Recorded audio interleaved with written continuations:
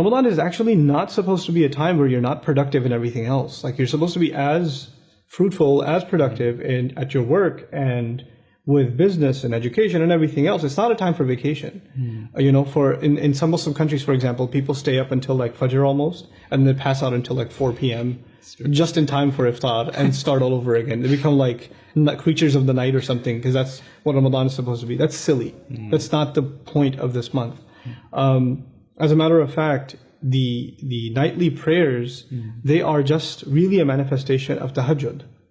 Right? That's what they are. So if you're a person, and lots of Muslims, of course, they have a struggle even with the 5 prayers, but if you're praying your 5 prayers, but you're not good at tahajjud, this is the month to get into it.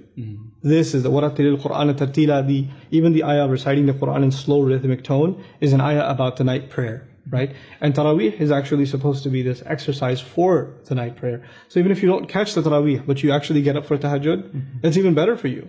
You know, that's even better for you. So like, we have to shift our mentality about how we make the most use of Ramadan. The other recommendation I very strongly have for people is, if you didn't catch the Taraweeh prayers at night, but you went to pray Isha in a few rak'ahs at the masjid, and then you came back for Fajr at the masjid, that's way better for you than staying up until midnight doing Taraweeh and then barely catching Fajr or not coming to the masjid for Fajr. So you have to be realistic with yourself, right? What is a bigger priority? I mean, the Prophet ﷺ's instructions are true and we should believe in them. If you catch the prayer in the masjid at Isha and then at Fajr, it's as though you prayed the entire night. So that's His promise, right? So let's believe in that promise and especially get into that habit in this month.